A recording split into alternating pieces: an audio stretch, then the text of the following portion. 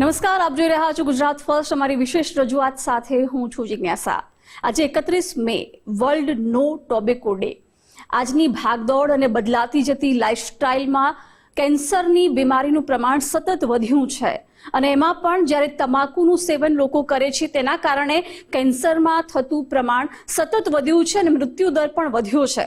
અને એટલા જ માટે આજના દિવસે સમાજમાં લોકોમાં એ જાગૃતિ લાવવાનો પ્રયાસ કરવામાં આવે છે કે તમાકુને કારણે સ્વાસ્થ્યને કેટલું જોખમ રહે છે અને એ જ અંગે આજે વાત કરીશું અમારી આ વિશેષ રજૂઆતમાં. તો આજે 31 મે અને આપણે વાત કરી રહ્યા છીએ વર્લ્ડ નો ટોબેકો ડે પર. આ દિવસની ઉજવણી પાછળનો મુખ્ય હેતુ છે કે તમાકુનું સેવન કરતા અટકવું અને તેનાથી સ્વાસ્થ્ય પર થતા જોખમો વિશે વધુમાં વધુ જાગૃતિ લાવવી. અને એ જ વિષય પર આજે આપણે જ્યારે ચર્ચા કરી રહ્યા છીએ ત્યારે આપણી વચ્ચે સ્ટુડિયોમાં ઉપસ્થિત છે HCG આસ્થા કેન્સર સેન્ટરના સિનિયર ડોક્ટર્સ. આપણી સાથે સૌથી પહેલા તો ઉપસ્થિત છે ડોક્ટર દુષ્યંત માંડલિક કે જેઓ હેડ એન્ડ નેક કેન્સર સર્જન છે. ડોક્ટર દુષ્યંત, ખૂબ ખૂબ સ્વાગત છે આપનું સ્ટુડિયોમાં. અને સાથે જ આપણી વચ્ચે ડોક્ટર કિંજલ જાની પણ જોડાઈ ગયા છે કે જેઓ રેડિયેશન ઓન્કોલોજિસ્ટ છે. ડોક્ટર કિંજલ, આપનું પણ સ્ટુડિયોમાં ખૂબ ખૂબ સ્વાગત છે. ખૂબ જ આભાર.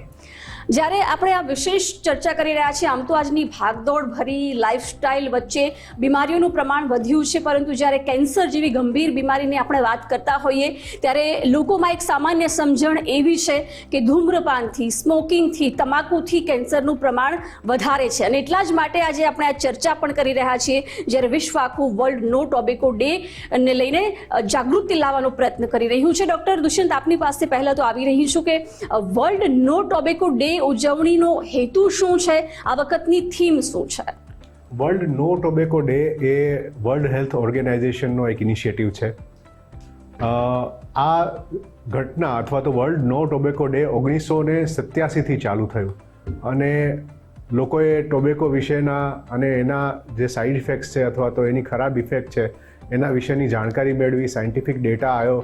પછી WHOએ નક્કી કર્યું કે આપણે વર્ષની અંદર એક દિવસ આને ડેડિકેટ કરીએ અને આ વખતની જે 2026ની થીમ છે એ છે unmasking the ill effects of tobacco and addiction. એટલે કે તમાકુના કારણે થતી ખરાબ ઇફેક્ટને લોકો સમગ્ર લાવવી અને એની જે સાઇડ ઇફેક્ટ છે એને ઉજાગર કરવી અને લોકોને એમાંથી ડી એડિક્શન તરફ કેવી રીતના લઈ જવાના, આ ટોબેકોને કેમ છોડી શકાય એના વિશે વધારે પ્રકાશ પાડવો એ આ વખતની થીમ છે. તો તમાકુથી થતા કેન્સર વિશે હજુ પણ આપણે ઊંડાણપૂર્વક આગળ વાત કરવાની છે, પણ સાથે સાથે સારવારની પણ જ્યારે આપણે વાત કરી રહ્યા છીએ, ડૉક્ટર કિંજલ, આપની પાસેથી એ સમજવું છે કે અલગ અલગ પ્રકારમાં રેડિયેશન થેરાપી આજે આશીર્વાદરૂપ બની રહી છે. તો આ હેડ અને નેક કેન્સરમાં રેડિયેશન થેરાપી કેવી રીતે ભાગ ભજવે છે, કેટલું હેલ્પફુલ છે? સો હેડ એન્ડ નેક કેન્સરની વાત કરીએ તો રેડિયોથેરાપી ખૂબ જ અગત્યનો ભાગ ભજવે છે.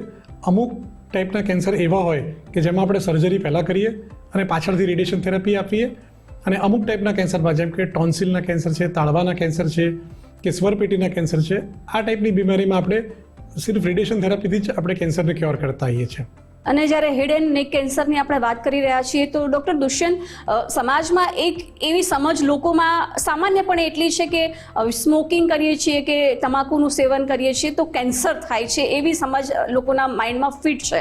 તો શું ખરેખર તમાકુથી આ બધા જ કેન્સર થાય છે અને કેટલો વધારો જોવા મળ્યો છે? તમાકુનું સેવન કેન્સર પાછળ કેટલું જવાબદાર છે? અમારે એટલે આજે આપણે વાત કરીએ મોઢા અને ગળાના કેન્સર માટેની, તો એવું કહી શકાય કે 80થી 90% મોઢા અને ગળાના કેન્સર ટોબેકો અને ટોબેકો રિલેટેડ પ્રોડક્ટ યુઝ કરવાથી થાય છે. આજની તારીખે ભારતની અંદર 13.5 લાખ દર વર્ષે કેસ નોંધાય છે હેડ એન્ડ નેક ટોબેકોના રિલેટેડ કેન્સરના. અને મેલ કેન્સરની અંદર એટલે કે જે પુરુષો છે એની અંદર ટોટલ કેન્સરના 45% કેન્સર ટોબેકો રિલેટેડ કેન્સર છે. પણ એ જાણતા નવાઈ પણ લાગશે કે ફિમેલની અંદર એટલે કે સ્ત્રીઓની અંદર પણ બધા કેન્સરની અંદર 20% કેન્સર છે એ ટોબેકોને રિલેટેડ છે. એટલે ટોબેકોનો બહુ જ મોટો ફાળો આ હેડ એન્ડ નેક કેન્સરની અંદર છે. અને એવું કહી શકાય આંકડા ઉપરથી કે દર કલાકે 5 વ્યક્તિઓનું મૃત્યુ મોઢાના કેન્સરના કારણે થાય છે જે ટોબેકોના કારણે થતા હોય. બિલકુલ, રેશિયો ઘણો વધારે છે ને એટલા જ માટે કદાચ આ દિવસની ઉજવણી પાછળનો હેતુ છે કે વધારેમાં વધારે લોકો આના પ્રત્યે જાગૃત બને. ડૉક્ટર કિંજલ, જ્યારે આપણે રેડિયેશન થેરાપીની વાત કરી રહ્યા છીએ, દર્દીને જ્યારે કોઈ પણ બીમારી વિશે ખબર પડે છે, પછી એ ડૉક્ટર પાસે જાય છે, ટ્રીટમેન્ટની વાત આવે છે, ત્યારે ઘણી બધી ટ્રીટમેન્ટને લઈને ઘણી બધી અસમંજસતા હોય છે. તો રેડિયેશન થેરાપીને લઈને પણ ઘણા બધા સવાલો લોકોને હોતા હશે, અથવા ભ્રમ હશે, અથવા ગેરસમજ હશે, તો એ કયા કયા છે? સો મેજોરિટી ઓફ ધ પેશન્ટ્સ જ્યારે રેડિયેશનનું નામ સાંભળે છે ત્યારે એમના મગજમાં બહુ બધા વિચારો આવે છે. સૌથી પહેલું એમના મગજમાં વિચાર આવે હિરોશીમા નાગાસાકી અને ચર્નોબિલનો, કે એમાં રેડિયેશનના કારણે બહુ બધા લોકોને કેન્સર થયા હતા, તો અમે રેડિયેશન લેવા સેફ છીએ કે નહીં. દરેકના મગજમાં ગેરમાન્યતા એવી છે કે રેડિયેશન બિલકુલ અનસેફ છે. એ રેડિયેશન અલગ છે, અને આપણે જ્યારે રેડિયેશન થેરાપીની વાત કરીએ છીએ ત્યારે આપણે ચોક્કસ માત્રામાં ચોક્કસ જગ્યાએ એક્સરેના કિરણોને ફોકસ કરીને આપીએ છીએ. એટલે લોકોમાં એવી અણસમજ હોય છે કે રેડિયેશન લઈએ તો ગરમ લાગશે, ઠંડુ લાગશે, રેડિયેશન ચાલતા હોય ત્યારે આપણે બહુ જ પરસેવો થશે, રેડિયેશન લીધા પછી આઈસ્ક્રીમ ખાવો પડશે. એવું કશું જ હોતું નથી. કઈ જગ્યા પર રેડિયેશન થેરાપી આપો છો એના ઉપર એની આડઅસર રહેલી હોય છે. સો દરેક દર્દીને આડઅસર થાય એવું જરૂરી નથી, પણ જ્યારે મોઢાના અને ગળાના કેન્સરની વાત કરીએ જે તમાકુ રિલેટેડ છે, એવા દર્દીઓમાં ટેમ્પરરી અમુક સાઇડ ઇફેક્ટ્સ થાય છે જે ઇઝીલી મેનેજેબલ હોય છે, અને સારવાર પત્યા પછી 1 મહિનાથી 3 મહિનાની અંદર એ નોર્મલ થઈ જાય છે.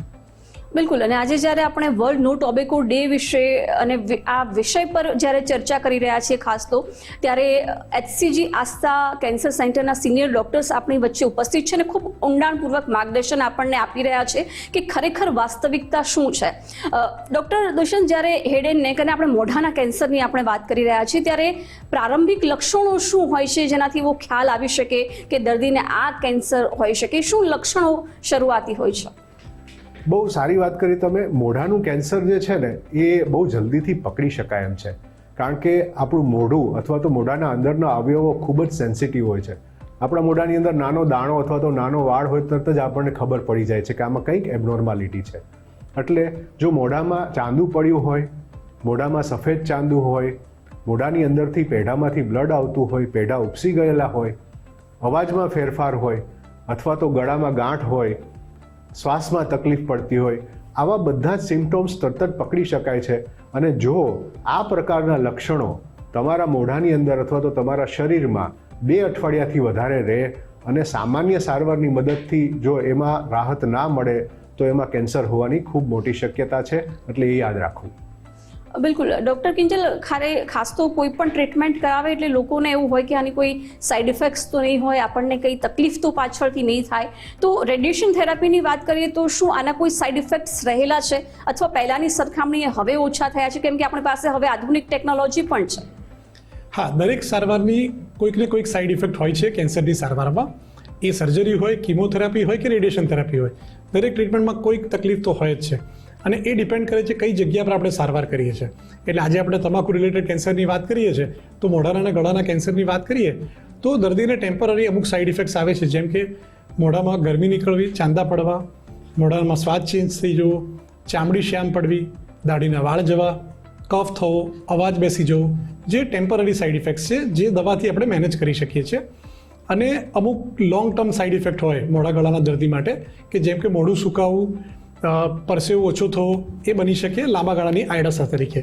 હવે જેમ ટેકનોલોજી ઇવોલ્વ થઈ, દરેક જગ્યા પર નવી ટેકનોલોજી આવી ગઈ છે, સર્જરીમાં પણ છે, કીમોમાં પણ છે અને રેડિયેશનમાં પણ છે. તો નવી પદ્ધતિ જેમ કે IMRT, IGRT, ટોમોથેરાપી, પ્રોટોન થેરાપી, આ ટાઈપની સારવાર કરવાથી આડઅસરનું પ્રમાણ પહેલાં કરતાં સિગ્નિફિકન્ટલી ઓછું થઈ ગયું છે, અને જે દિવસે ને દિવસે નવી ટેકનોલોજી આવવાથી ફર્ધર રિડ્યુસ થઈ રહ્યું છે. એટલે આપણે ટાર્ગેટેડ વેમાં રેડિયોથેરાપી આપતા આવીએ છીએ. બિલકુલ ડૉક્ટર દુષ્યંત, આમ જે આપણે તમાકુનું સેવન કરીએ છીએ અલગ અલગ વેમાં લોકો કરતા હોય છે. સામાન્ય રીતે સ્મોકિંગથી જ શું આ કેન્સર થાય છે, કે પછી એને બીજા સ્વરૂપમાં ગુટખા અથવા મસાલાનું સેવન પણ લોકો કરતા હોય છે, તો એનાથી પણ શું આ પ્રકારનું કેન્સર થવાનું ભય છે? તમાકુને અલગ અલગ રીતે ઉપયોગમાં લેવામાં આવે છે. એમાં આપણે મુખ્યત્વે 2 પદ્ધતિઓ વાપરી શકીએ અથવા તો એને ક્લાસિફાઈ કરી શકીએ. એક છે સ્મોકિંગ ટોબેકો અને એક છે સ્મોકલેસ ટોબેકો. અનફોર્ચ્યુનેટલી આપણે અહીંયા સ્મોકિંગ ટોબેકો કરતાં સ્મોકલેસ ટોબેકોનું ચલણ વધારે છે, કારણ કે આપણી સામાજિક પદ્ધતિની અંદર આપણે જે રીતે ટોબેકોને યુઝ કરીએ છીએ એ રીતે સ્મોકલેસ ટોબેકો એટલે કે મોઢાની અંદર મૂકવાની ટોબેકો, જે પડીકીના સ્વરૂપે ચૂનાના સ્વરૂપે, કાથાના સ્વરૂપે અથવા તો પાનના સ્વરૂપે આપણે વાપરીએ છીએ એ વધારે છે. અને એના કારણે જ આપણે ત્યાં મોઢાના કેન્સર કે જે જીભનું છે, ગળાનું છે, ગાલનું છે, જડબાનું છે, એ કેન્સર વધારે પ્રમાણમાં જોવા મળે છે. એટલે આપણે ત્યાં નોન સ્મોકિંગ એટલે કે ચ્યુઇંગ ટોબેકોને રિલેટેડ આપણા કેન્સર વધારે છે. બિલકુલ. તો લક્ષણો, પ્રારંભિક કારણો, નિદાનની સાથે સાથે સારવાર બધું જ એક સાથે આપણે સાંકળી રહ્યા છીએ આજના આ વિશેષ ચર્ચા જ્યારે વર્લ્ડ નો ટોબેકો ડેની ઉજવણી થઈ રહી છે. ડૉક્ટર કિંજલ, જેમ આપણે રેડિયેશન થેરાપીની વાત કરી રહ્યા છીએ, જ્યારે હેડ એન્ડ નેક કેન્સર પકડાય છે, મોઢાનું કેન્સર ડિટેક્ટ થાય છે અને પછી જ્યારે સારવારની વાત આવે છે એમાં પણ રેડિયેશન થેરાપી દર્દીને આપવામાં આવે છે ત્યારે એ કેટલી અસરકારક રહે છે? દર્દી સામાન્ય રીતે ત્યાં પોતાની રૂટીન લાઈફ જીવી શકે છે સારવાર પછી પણ અને જ્યારે સારવાર ચાલુ હોય ત્યારે પણ? સો મોઢાના અને ગળાના કેન્સરની વાત કરીએ તો સ્ટેજ ઉપર ડિપેન્ડ કરે છે. જ્યારે શરૂઆતના સ્ટેજનું કેન્સર હોય, જેમ કે સ્ટેજ 1, 2 છે, એમાં બીમારી મટવાની શક્યતા બહુ જ સારી રહેલી હોય છે. અને જેમ સ્ટેજ એડવાન્સ થતું જાય તેમ આપણે કોમ્બિનેશન ઓફ ટ્રીટમેન્ટ કરવી પડે, જેમ કે કીમોથેરાપી, રેડિયેશન થેરાપી, સર્જરી, ત્રણેય વસ્તુને કોમ્બિનેશનમાં લઈને ટ્રીટમેન્ટ કરતા હોઈએ. સો જેટલી બીમારી શરૂઆતની એટલું ક્યોર થવાની શક્યતા વધારે સારી. હવે રેડિયેશન થેરાપી દરમિયાન દર્દી એકદમ નોર્મલ હોય છે. એ પોતાની ઓફિસ જઈ શકે, નોર્મલ કામકાજ કરી શકે, ડ્રાઈવ કરીને હોસ્પિટલ આવી શકે, સાથે રિલેટિવને લીધા વગર આવે તો પણ ચાલે. એટલે એકદમ નોર્મલ લાઈફ જે ચાલુ હતી એ જ રીતે ચાલવાની છે. એમને ખાવા પીવામાં કોઈ અવરોધ હોતો નથી, દરેક વસ્તુ ખાઈ પી શકે. હા, અમુક વસ્તુ ના ખવાય એ આડઅસર થતી હોય તો આપણે અમુક વસ્તુ અવોઇડ કરતા હોઈએ, બાકી રૂટીન લાઈફમાં કોઈ ફરક પડતો નથી. ઓકે ડૉક્ટર દુષ્યંત, જેમ તમાકુના સેવનને કારણે કેન્સર થવું અને એનાથી મોત થવા એ રેશિયો વધ્યો છે, ત્યારે યુવાઓમાં સૌથી પહેલાં તો સ્મોકિંગનું પ્રમાણ કેટલું વધારે છે? તમાકુની લત કેટલા પ્રમાણમાં વધી રહી છે? આંકડાઓ શું કહે છે? આપણે ગ્લોબલ એડલ્ટ ટોબેકો સર્વે કરેલો. પહેલો સર્વે લગભગ 2006ની આજુબાજુ અને બીજો સર્વે અરાઉન્ડ 2016-17ની આજુબાજુ થયેલો. અને એની અંદરના જે આંકડા આવ્યા છે એની અંદર એવું તો ચોક્કસ દેખાય છે કે યુવાનો અને આપણા એડલ્ટ્સની અંદર થોડી અવેરનેસ વધી છે ખરા. એટલે પહેલાં ગેટ સર્વેની અંદર આપણે જોઈએ તો લગભગ 34% of the adults were using tobacco, 34% વાપરતા હતા, જે બીજા સર્વેમાં લગભગ 26% થયા. એટલે એડલ્ટનું તમાકુ વાપરવાનું પ્રમાણ ઘટ્યું છે. પણ હા, ચ્યુઇંગ ટોબેકોનું પ્રમાણ ઘટ્યું નથી. બીજું એ ખાસ યાદ રાખવાનું છે કે આ જે 2016નો ગેટ સર્વે છે ત્યારે અમુક પ્રકારની એડવર્ટાઇઝમેન્ટ કે જેને સ્યુડો અથવા તો સેમ એડવર્ટાઇઝમેન્ટ કહે છે એ નહોતી, સોશિયલ મીડિયા નહોતું, અને અમુક પ્રકારના ટોબેકોના જે ફોર્મ્સ છે, માની લો કે સુગંધિત ટોબેકો છે જે યુવાનોને વધુ આકર્ષે છે. અત્યારે એવી એડવર્ટાઇઝમેન્ટ આવે છે કે જેમાં હીરો બીજી એડવર્ટાઇઝ કરે છે પણ ખરેખર ટાર્ગેટ ટોબેકો છે. એટલે આ પ્રકારના જે પિયર પ્રેશર અથવા તો હીરો પ્રેશર અથવા તો સેમ એડવર્ટાઇઝમેન્ટ, સ્યુડો એડવર્ટાઇઝમેન્ટ છે, એના કારણે આ પ્રમાણ યુવાનોમાં વધવા માંડ્યું છે. અને અમે અમારા ઓપીડીની અંદર એવા ઘણા બધા પેશન્ટ્સ હવે દેખાવા માંડ્યા છે કે જેમની ઉંમર 25 વર્ષથી 35 વર્ષ વચ્ચેની હોય, કે જે આજથી 10 વર્ષ પહેલાં 60 યર્સ કે 65 યર્સના પેશન્ટ અમે વધારે જોતા હતા. એટલે યુવા પેશન્ટો આ ગાળામાં વધ્યા છે એવું ચોક્કસ દેખાય છે. ઓકે ડૉક્ટર કિંજલ, હવે તો અઢળક પ્રકારના કેન્સર ડિટેક્ટ થાય છે. દરેક કેન્સરમાં કદાચ રેડિયેશન થેરાપી આપવાનો સમય અલગ અલગ હોતો હશે, પણ આ મોઢાના કેન્સરમાં રેડિયેશન થેરાપી ક્યારે આપવી જરૂરી બની જાય છે અથવા તે વહેલી આપવી કેમ જરૂરી બને છે?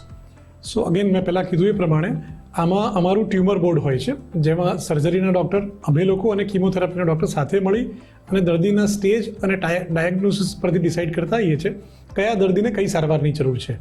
તો જેમ કે મોઢાના કેન્સર્સ હોય, ગાલના છે કે જીભના કેન્સર છે કે જડબાના કેન્સર છે, તેમાં અમે સર્જરીને પહેલાં પ્રેફરન્સ આપે કે પહેલાં દર્દીનું સર્જરી કરીને ટ્યુમર રિમૂવ કરી દઈએ, અને એમાં જો કોઈ ખરાબ ફેક્ટર્સ આવે તો આપણે પાછળથી રેડિયોથેરાપી યુઝ કરતા હોઈએ જરૂર પડે તે પ્રમાણે. એ યુઝ્યુઅલી સ્ટેજ 2, 3, 4માં જરૂર પડતી હોય છે. અને મોઢાની પાછળના કેસની વાત કરીએ, જેમ કે ટોન્સિલ છે, તાળવાના કેન્સર છે, સ્વરપેટીના કેન્સર છે, અન્નનળીનો ઉપરનો ભાગ છે જેને પોસ્ટ રિકોઇડ કહેવામાં આવે છે, આ ટાઈપના દર્દીમાં આપણે સ્ટેજ 1 હોય, 2 હોય, 3 હોય ત્યાં સુધી આપણે કીમો રેડિયેશન કાં તો રેડિયેશન એકલું કરીને દર્દીની સારવાર કરતા હોઈએ છીએ. આ જગ્યા પર આપણે સર્જરીને રિઝર્વ તરીકે રાખીએ છીએ. સો દરેક ટાઈપ પર અને સ્ટેજ ઉપર ડિપેન્ડ કરે કે રેડિયોથેરાપી પહેલાં વાપરવી કે સર્જરી પહેલાં વાપરવી. ઓકે ડૉક્ટર દુષ્યંત, જ્યારે ઘણા બધા લોકો એવી ચર્ચા કરતા હોય કે અમે તો સિગારેટ નથી પીતા અથવા અમે તમાકુનું સેવન નથી કરતા, સામે વેપિંગ લે છે, ઈ સિગારેટ પીવે છે, હુક્કાનું સેવન કરે છે, તો આ પણ સ્વાસ્થ્ય માટે એટલું જ જોખમી બને છે આ પ્રકારના કેન્સરમાં? ડેફિનેટલી આ બહુ સારી વાત કહી તમે, અને એના માટે હું બે વાત ખાસ કહીશ કે આ જે વેપિંગ છે અથવા તો ઈ સિગારેટ છે અથવા તો હુક્કા છે એ છે ને પહેલું પગથિયું છે. એટલે લોકોને આ એક પ્રોસેસની લત લાગે છે કે જેની અંદર એમને થાય છે કે હું મોઢામાં કંઈક પકડું છું પાઇપ અને ધુવાડા કાઢું છું, આઈ એમ ઇન કંટ્રોલ ઓફ સમથિંગ, એક કંટ્રોલની ભાવના આવે છે અને પછી ધીમે ધીમે એની અંદર તમાકુ એડ થાય છે. એટલે આ હેબિટ ફોર્મેશનની ફર્સ્ટ વસ્તુ છે. બીજું કે આ પ્રકારની જે વેપિંગ અથવા તો હુક્કા આ વગેરે વસ્તુઓ છે એનાથી પણ તમારા ફેફસાને, તમારા ગળાને જાતના ઇન્ફેક્શન અને જાતની આપણને રોગ થઈ શકે છે. ભલે એ કેન્સર ના કરતું હોય પણ એ આપણને કેન્સર તરફ પ્રેરિત કરે છે અથવા તો ઇન્ડ્યુસ તો કરે જ છે. તો આ એક પહેલું પગથિયું છે કે જેની મદદથી એ લોકો આપણને ટોબેકો તરફ લઈ જવા માગે છે અથવા તો પિયર પ્રેશર તમને ટોબેકો તરફ લઈ જાય છે. એટલે એ પણ એટલું જ ખરાબ છે. ઓકે ડૉક્ટર કિંજલ, હવે કદાચ મારો ક્વેશ્ચન છે બહુ અગત્યનો છે. લાઈફમાં દરેક નાની મોટી મુવમેન્ટમાં જેમ પરિવારનો સહકાર જરૂરી બની જાય છે જ્યારે એક્ઝામ હોય કે બીજી કોઈ પણ પરીક્ષા હોય, પણ જ્યારે દર્દી આવી બીમારીની અવસ્થામાં હોય ત્યારે કદાચ કોઈ દર્દી છે અંદરથી ભાંગી જતો હોય છે, તૂટી જતો હોય છે, અઢળક સવાલો એના માઇન્ડમાં ફરતા હોય છે કે શું થશે. આવા સમયમાં પરિવારનો સાથ કેટલો જરૂરી બની રહે છે? ખૂબ જ અગત્યનો પ્રશ્ન છે. જ્યારે પણ દર્દીમાં અમારી પાસે ઓપીડીમાં આવે ત્યારે સૌથી પહેલું અમે દર્દીના સગાને એ જ સમજાવીએ છીએ કે તમારો સપોર્ટ સૌથી અગત્યનો છે. બિકોઝ એમણે સાયકોલોજીકલી ડાઉન થાય છે, ફિઝિકલી ડાઉન છે, સારવારની આડઅસરના કારણે ફર્ધર ડાઉન થવાના છે. ત્યારે પરિવાર જેટલો સાથે રહેશે, જેટલો એમને સપોર્ટ આપશે, એટલો સપોર્ટ બીજો કોઈ નહીં આપી શકે. આની સાથે જ ઘણી વખતે દર્દીને સાયકોલોજીકલ સપોર્ટની જરૂર પડતી હોય છે. આના માટે દરેક હોસ્પિટલની અંદર ક્લિનિકલ સાયકોલોજિસ્ટ હોય છે જે લોકો પણ દર્દીને મોટિવેટ કરે છે, પણ સૌથી અગત્યનો ભાગ પરિવારના સભ્યો જ ભજવે છે. બિલકુલ ડૉક્ટર દુષ્યંત, આમ તો છેલ્લા એક દાયકામાં આપણે જોઈએ તો સારવારમાં ઘણો બધો ચેન્જ આવ્યો છે. હવે ઉચ્ચતમ નવીન ટેકનોલોજી આપણી પાસે છે. તો જ્યારે શરૂઆતી લક્ષણો દેખાય અને કેન્સર ડિટેક્ટ થાય નિદાન કરતા, ત્યારે સંપૂર્ણ સારવાર હવે કેટલી શક્ય બની છે? શું દર્દી સ્વસ્થ થઈ શકે છે કોઈ પણ સ્ટેજમાં હોય? બહુ સાચી વાત કરી તમે, કારણ કે ઘણા લોકો એવું વિચારે છે કે કેન્સર એટલે કેન્સર, એક વખત કેન્સર થયું એટલે હવે મારી જિંદગી પતી ગઈ, પણ એવું નથી. જો યોગ્ય રીતે અર્લી સ્ટેજમાં તમે આ કેન્સરને પકડી શકો તો સારવાર ખૂબ જ સારી અને સચોટ બને છે. સર્જરી વિશે વાત કરું તો હવે એવી સર્જરી પણ શક્ય છે કે જેમાં તમારા ચહેરા ઉપર કોઈ પણ જાતના ચેન્જીસ ના આવે. સ્પેશિયલ ઇન્સ્ટ્રુમેન્ટ અને સ્પેશિયલ પદ્ધતિની મદદથી મોઢાની અંદરથી જ આખી સર્જરી થાય અને સાથે એડવાન્સ પ્રકારની પ્લાસ્ટિક સર્જરી પણ કરવામાં આવે, જેનાથી પેશન્ટને ઓપરેશન પછી ખાવા પીવા બોલવામાં પણ તકલીફ પડતી નથી. આ બધી જ સરસ ટ્રીટમેન્ટ જો કરવામાં આવે તો પેશન્ટ ખાલી ક્યોર નથી થતું, પણ ક્યોર થયા પછી જેમ એમના કેન્સર પહેલાં સમાજમાં એ આગળ વધતો હતો, સમાજમાં પોતાનું સ્થાન હતું, એ ખાતો પીતો બોલતો હતો, એ સેમ વસ્તુ એ ઓપરેશન પછી અથવા તો ટ્રીટમેન્ટ પછી પણ કરી શકે છે. એટલે ડરવાની જરૂર નથી, સાવચેત રહેવાની જરૂર છે, સમયસર નિદાન કરવાની જરૂર છે.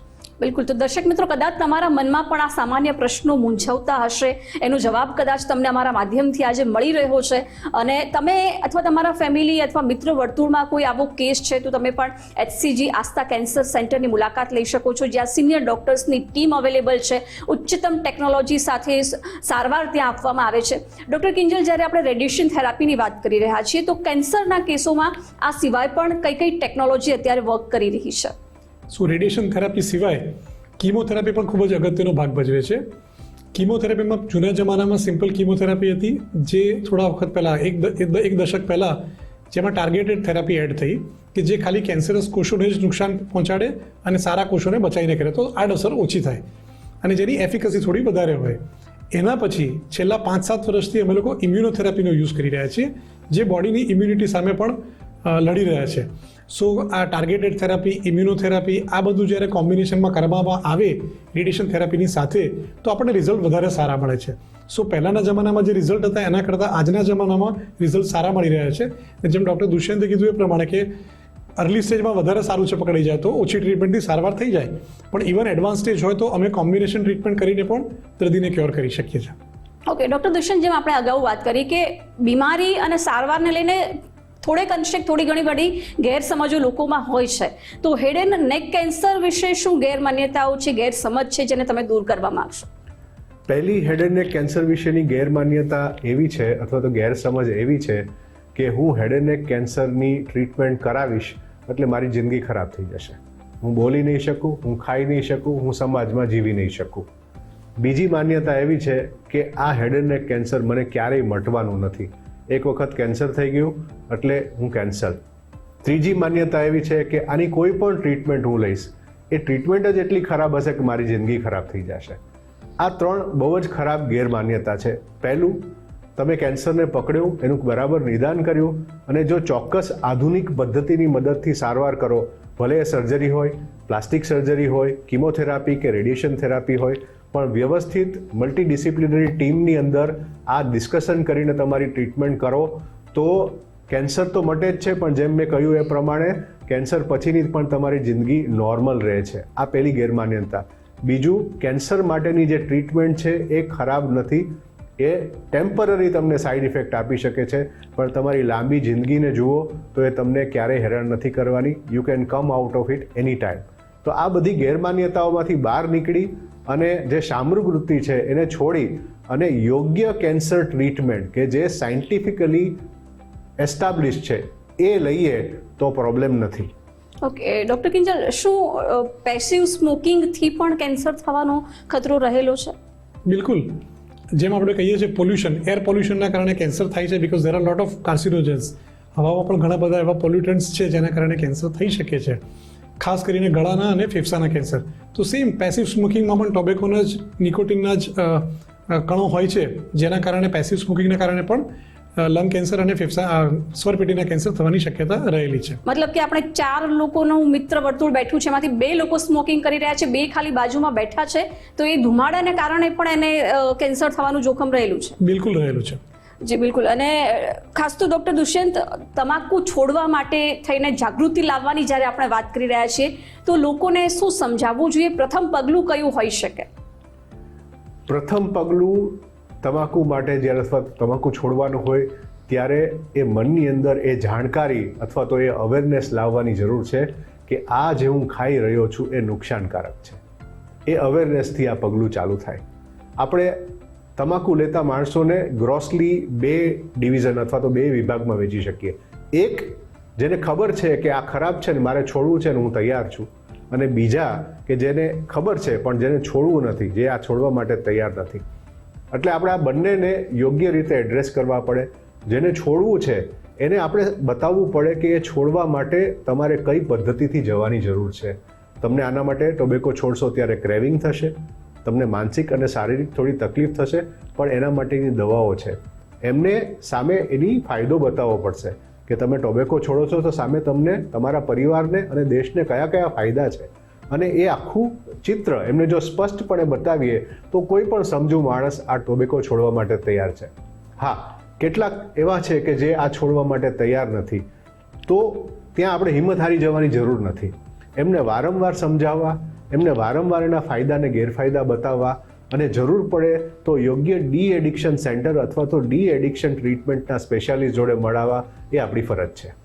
બિલકુલ. તો ખૂબ સરસ ચર્ચા આજે આપણે કરી. સમયનો આપણી પાસે અભાવ છે, પણ તેમ છતાં જતાં બંને પાસે લોકોને અવેરનેસ મેસેજ આપવા માંગતા હોય તો સૌથી પહેલાં ડૉક્ટર કિંજલ, યુવાનો અને સમાજ માટે અવેરનેસ મેસેજ તમે શું આપશો?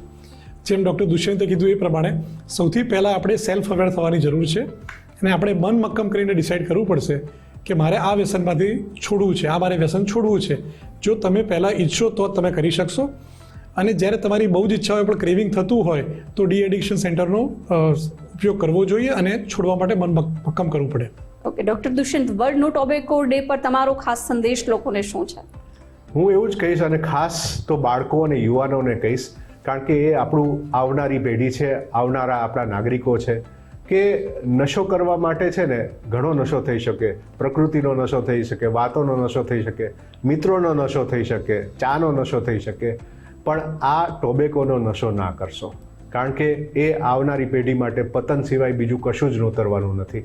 એટલે આ નશો ના કરશો. બિલકુલ. તો વર્લ્ડ નો ટોબેકો ડે પર આપણે આજે આ વિશેષ ચર્ચા કરી અને એ સમજાવવાનો, એ જાગૃતિ લાવવાનો એક પ્રયાસ ગુજરાત ફર્સ્ટે કર્યો છે કે કેટલું હાનિકારક છે પોતાના માટે પણ, પોતાના પરિવાર માટે. એટલે સમય રહેતા આ તમાકુનું સેવન છોડવું જોઈએ. ડૉક્ટર દુષ્યંત અને ડૉક્ટર કિંજલ, આપ બંને ચર્ચામાં જોડાઈને ખૂબ ઊંડાણપૂર્વક માર્ગદર્શન આપ્યું. આભાર આપનો. Thank you. તો વર્લ્ડ નો ટોબેકો ડે પર આપણે ચર્ચા કરી કે કેવી રીતે તમાકુના સેવનથી સ્વાસ્થ્યને નુકસાન થાય છે, મૃત્યુદર રહેલું છે વધારે અને કેન્સરનું પ્રમાણ પણ સતત વધી રહ્યું છે. માટે આજના આ દિવસે એ સમજાવવાનો, એ માર્ગદર્શન આપવાનો પ્રયાસ ગુજરાત ફર્સ્ટે કર્યો છે કે તમાકુના સેવનથી બચવું જોઈએ અને સ્વસ્થ રહેવાનો પ્રયાસ કરવો જોઈએ. અમારી વિશેષ રજૂઆતમાં હાલ બસ આટલું જ. નમસ્કાર.